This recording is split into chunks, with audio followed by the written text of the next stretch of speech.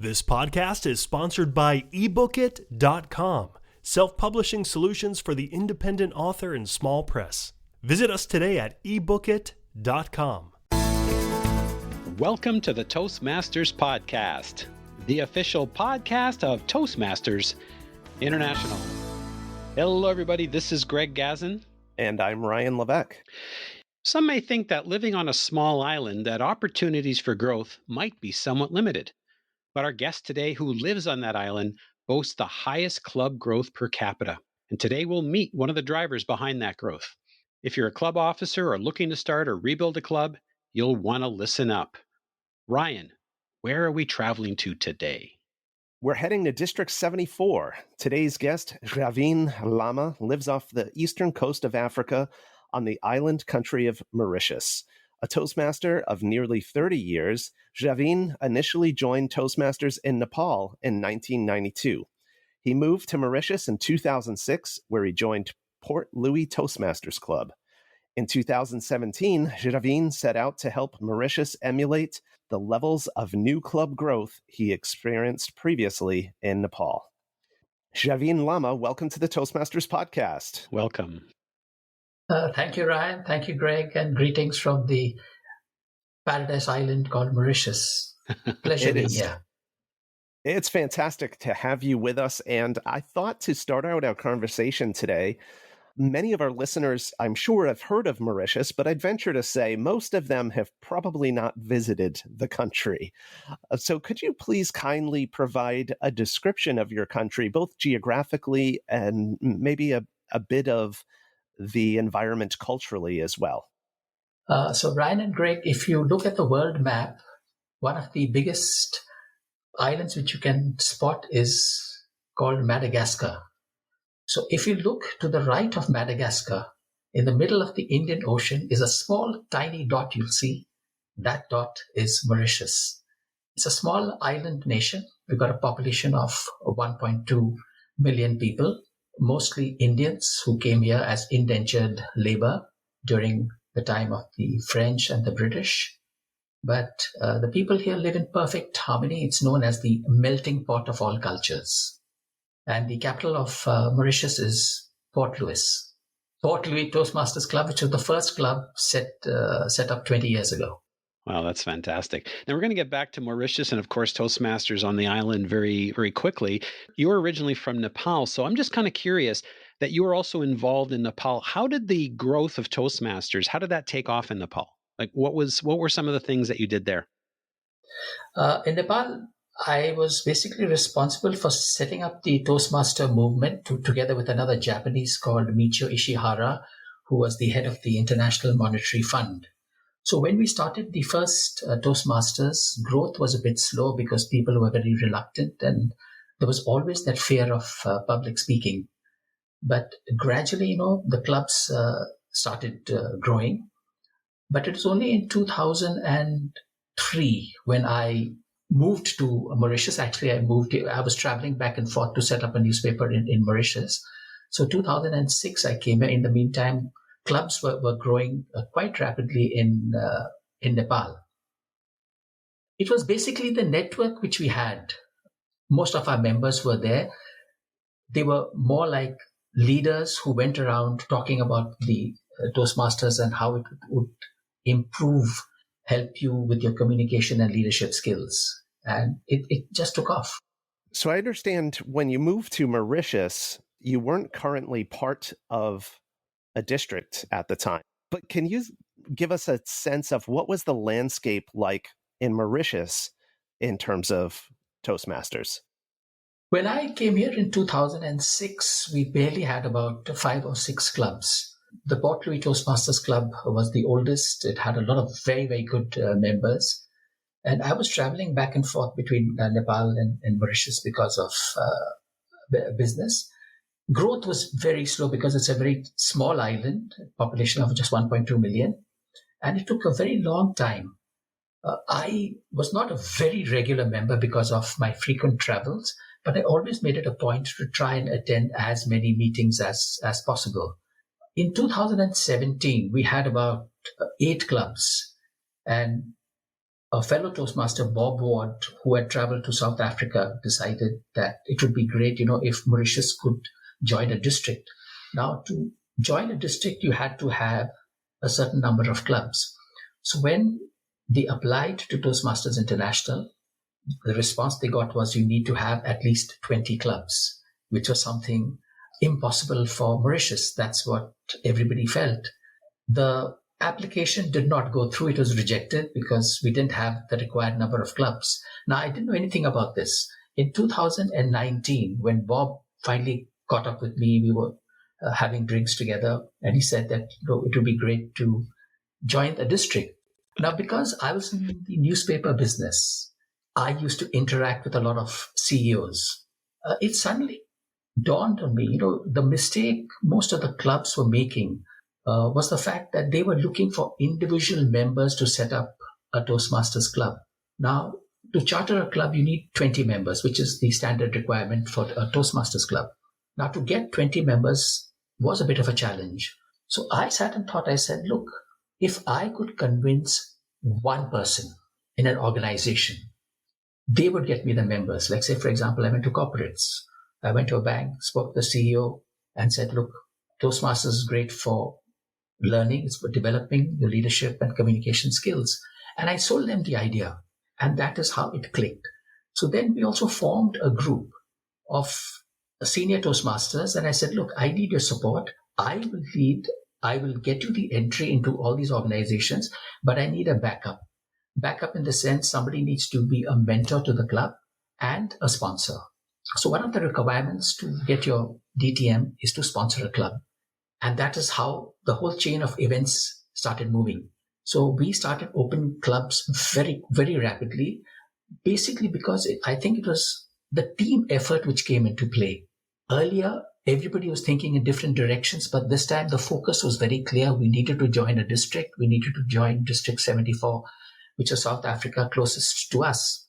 I got in touch. Then the pandemic happened. But even during the pandemic on Zoom sessions, we still managed to open clubs. We were, I think, one club short of 15. And our target is to reach about 24 clubs by the end of 2021. Wow. So I liked how you talked about the fact that you changed a little bit of the focus. Instead of everybody just focusing on gaining new members and focusing on working on their pathways projects, et cetera, you actually said, we have a goal. We need to become a district. And you started putting things together. I thought that's actually quite impressive. I'm curious, you said you were in the newspaper business. You went to various corporations and you told them about Toastmasters. What were some of the other things that you shared with these companies besides saying, it's fairly inexpensive and very valuable education? What were some of the things that you said to try to convince them that this was really a good thing? One of the things which always worked was the networking opportunities. I said, look, if you look at the network of Toastmasters, it's global. And I gave the example of when my son was going to university in London. We had never traveled to the UK. So I sat and I searched for the clubs in the UK and discovered there were 60 clubs. So I wrote to 60 Toastmaster clubs in the UK, saying that I'm coming to UK for the first time. I'd like to visit your club. 55 responded. 5 are corporate clubs, so I didn't expect any response from them. But 55 Toastmaster presidents responded saying, please feel free to come, be our guest. So that was the kind of camaraderie, the kind of fellowship Toastmasters could offer. And this was something, which clicked, because your network is your net worth. Reaching out globally through just one organization can create a big impact in your career. And that is what I think appealed to a lot of corporate CEOs who said, hey, this is something really great for our staff. And it worked. It's interesting that you mentioned that, because something that just popped into my head that I never thought of based on what you said was that, let's say that a company has offices in another country, right? When a person is maybe going to that country, obviously they're going to be introduced to people at the office, but they probably don't really know anybody else. So now all of a sudden, if they're a member of Toastmasters, they can find a Toastmaster. So let's say they're going from Port Louis, they're going to, well, London, England, you said the UK. Well, Yes. they can visit or they can go to a local Toastmasters club there, and immediately they're going to be making some new friends and some contacts as well. That's phenomenal. Absolutely. And then you're always welcomed at any Toastmasters club anywhere in the world. That's true. Ravin, you've had success now in 2 different countries, building clubs, both in Nepal, of course, and in Mauritius. Those are 2 very different places, I would imagine, culturally, geographically, and probably in many other ways as well. I'm curious if there are strategies that worked in Nepal or that would work in Nepal that didn't or wouldn't work in Mauritius. I think it's the mindsets. For example, the kind of colleagues I had in Nepal were phenomenal. The kind of enthusiasm and passion they have. Even now, they are all over. I see them, all the Toastmaster members from Nepal, you'll see them on Clubhouse. They're not satisfied with their meetings at the club, so they meet in the clubhouse. Mm-hmm. And they're there every day. So this is the kind of passion they have. Also, because Nepal is a very big country, we've got a population of 29 million, different terrains, different cities. So the team there now they've joined District 41, which is India, but they are going all out. They're also creating some kind of a record, opening up clubs. Mauritius is a bit different because it's a much smaller country. Now, one of the strategies I had was I met the largest force in Mauritius is the police. So I met the police chief and I gave him the same spiel. Sometimes, when you meet people, you click, and that meeting happened, like magic. So the commissioner of police, the CP, was very impressed. He said, yes, Ravin, we should do. So my idea was, I said, look, you've got a big police force. Let's open one in the north, one in the south, one in the east, one in the west. So I went for one meeting, and straight away, the idea of 4 clubs came up. Now, in addition to the police, they also have a special mobile force called the SMF, which is something like the army, but unofficial. There also, we are thinking of opening a club there. And then the same with corporates. It was much easier talking to corporates. Like I went to Absa Bank. Absa Bank has got more than 200 employees. So I said, we just need 20 to open a club. So you open one club, then you say, hey, this is working. Let's open a second club. Same with Accenture. Accenture has got 2 clubs. Then I went to Mauritius Revenue Authority, the MRA, the tax guys. So we started with one club. We've got 40 members. So my premise was, I said, look, 40 is too big for a club, because each member will not get the opportunity to speak. So I said, let's wait for a couple of months and then we do a breakaway and set up 2 clubs. So the idea now is to set up in every corporation at least 2 clubs. So what happens? The growth then becomes phenomenal. Wow. Those are really good lessons, because if someone is looking at starting a club, if a club is trying to spawn another club, is to realize that although the end goal is the same, right? Create new clubs and have successfully healthy clubs with great number of members, but sometimes the road to get there might be different. Very true. Now, for example, I suddenly realized that the University of Mauritius has 10,000 students. I said, hey, this is a gold field because... And this happened during the conversation started just before the pandemic. So everything got stalled. But now the border is opening up on the 15th of July. We'll be going back, talking to the University of Mauritius, University, the Mascarene, African Leadership University. So basically, we're going to tap all the different universities and see how many clubs we can set up. That's awesome. It sounds like you're talking about a recipe for success. And I want to go back to a quote in the article, and I want you to share it with us a little bit about what you meant by that. It says here that if you want something in life, you ask for it. Absolutely. I think those are the 3 magic letters that I always say that I think in life, you need to take that step. You need to take that initiative, be bold. It's like in school, you're always dreading to ask the girl out. And then secretly, the girl also likes you, but she's been waiting. She's saying, I was waiting for you to ask me. And then you left hand, and Trevor Noah also mentioned it in his book, Born a Crime. He said the same thing. If you want something, ask for it. That's really great.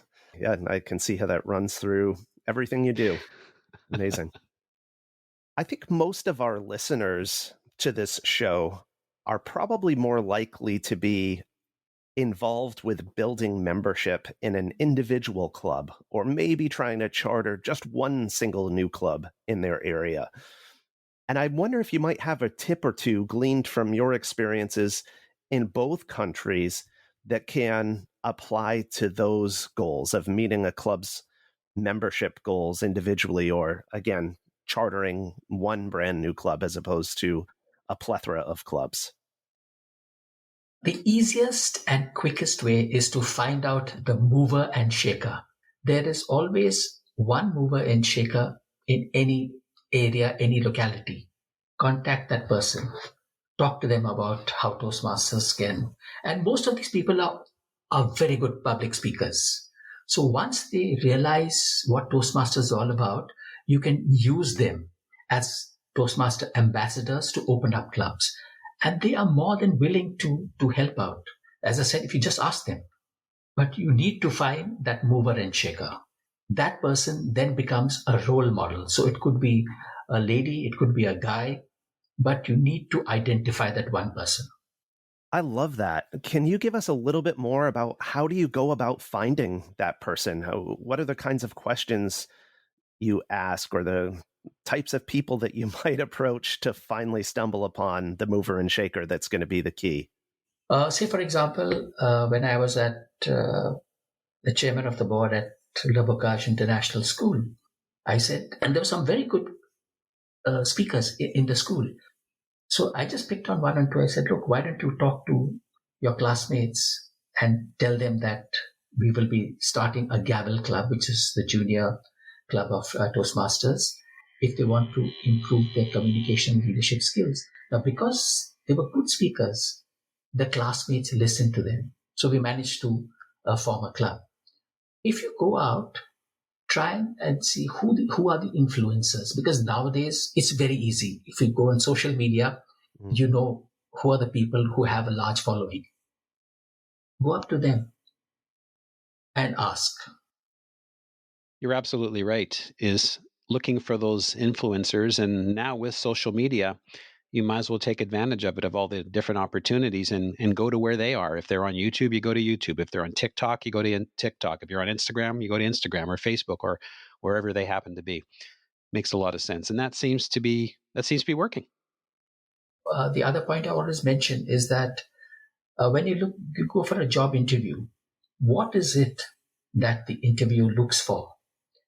Because I said, look, all of you all have the same qualifications.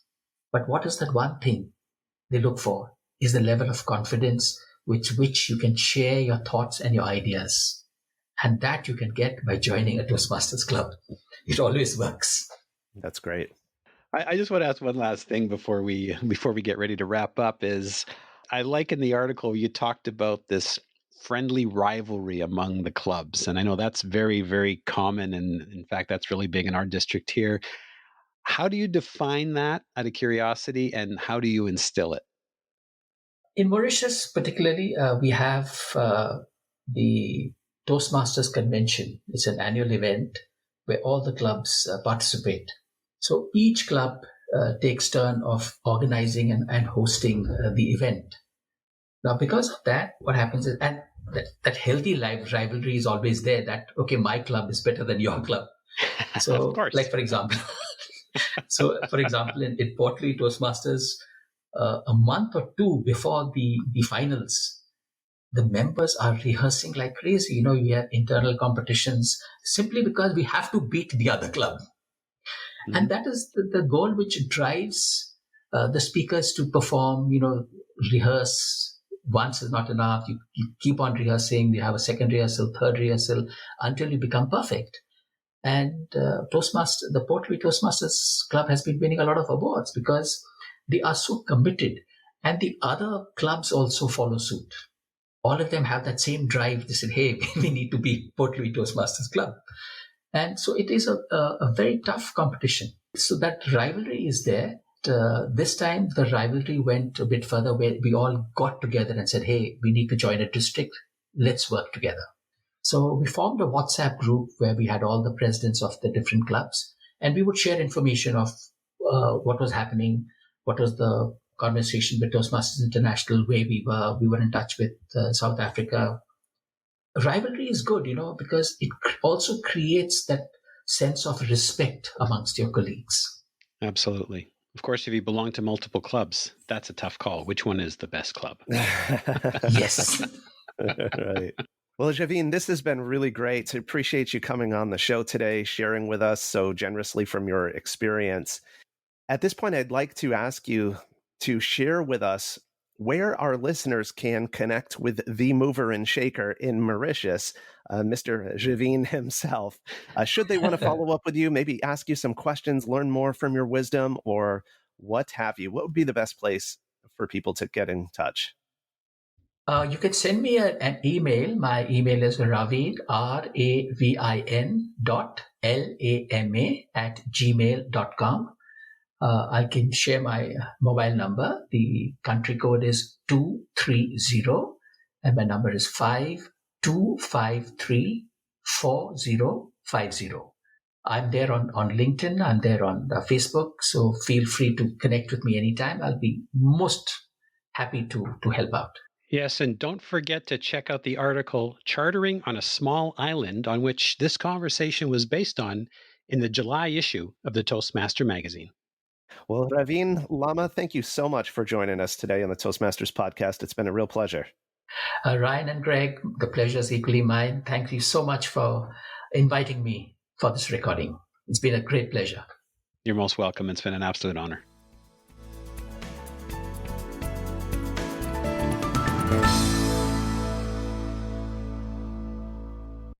Isn't it about time you published that book you've been thinking about? We can help with that. At ebookit.com, we've been providing authors and small presses with ebook publishing services since 2010. Visit us today at ebookit.com and let us know how we can help you.